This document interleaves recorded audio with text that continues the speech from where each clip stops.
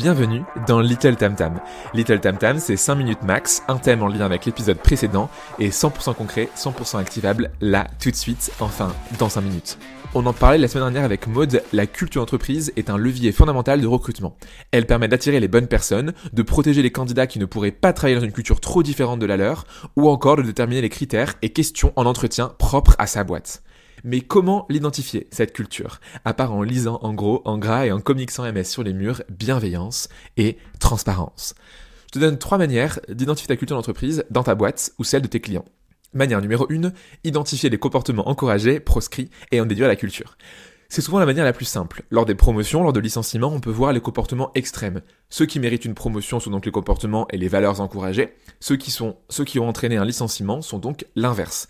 Si plusieurs personnes sont virées d'une boîte parce qu'ils refusent de travailler en plus des heures légales, on peut dire que la valeur de la boîte est work hard, si on trouve ça cool, ou machine à burn-out, si on est plus réaliste. Autre exemple, dans beaucoup de boîtes, tout est politique. On est promu parce qu'on connaît quelqu'un qui connaît quelqu'un. Ici, la valeur peut être stratège, si on pense que ce comportement est positif, ou copinage, si on pense qu'il est négatif. Pareil, lors d'entretiens d'évaluation, si on est RH et qu'on a accès au Excel qui regroupe les entretiens annuels de performance, miam, on peut trouver les dénominateurs communs entre les salariés ayant les meilleures notes, on en tirera des valeurs, et ceux ayant les pires, on en tirera des antivaleurs. Manière numéro 2, identifier les drivers des salariés. On a les valeurs que l'on mérite. Et oui, désolé, si la valeur qu'on aimerait avoir en tant que boîte, c'est l'excellence, mais qu'on paye les gens comme des...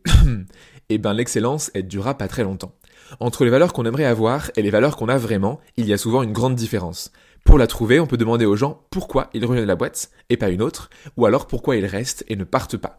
Il y a un logiciel que j'aime beaucoup qui s'appelle ValueBeat, qui s'appelait avant Platypus, et qui permet de mapper cette culture. Chaque salarié classe parmi 12 valeurs ce qui compte le plus, comme apprentissage, flexibilité, mission ou encore salaire, et on peut avoir comme ça une vue par équipe, par âge, par pays ou encore par ancienneté, et évidemment une vue au global. Ce qu'on tire de ces données va être 100 fois plus qualitatif que ce qu'on pense en codir dans son coin lors d'un séminaire au Touquet en mangeant des petits fours.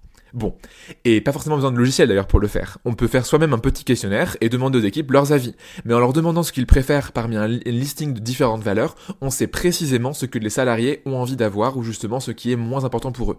Et on peut en déduire les valeurs de la boîte au global. Et d'ailleurs, c'est pas grave s'il y a des valeurs qui sont propres à une équipe plus qu'une autre, parce qu'au global, une entreprise, quand elle grossit, ne peut plus vraiment avoir des valeurs qui sont propres à toute la boîte. Les valeurs vont être vraiment liées au département / aux équipes. Manière numéro 3, identifier les pistes d'amélioration. Le dernier conseil que je voulais te donner, c'est d'identifier les trous dans la raquette. Si on veut vraiment recruter via le culture ad, donc avoir des personnes qui vont faire évoluer en bien l'entreprise, il faut identifier là où on est moins bon.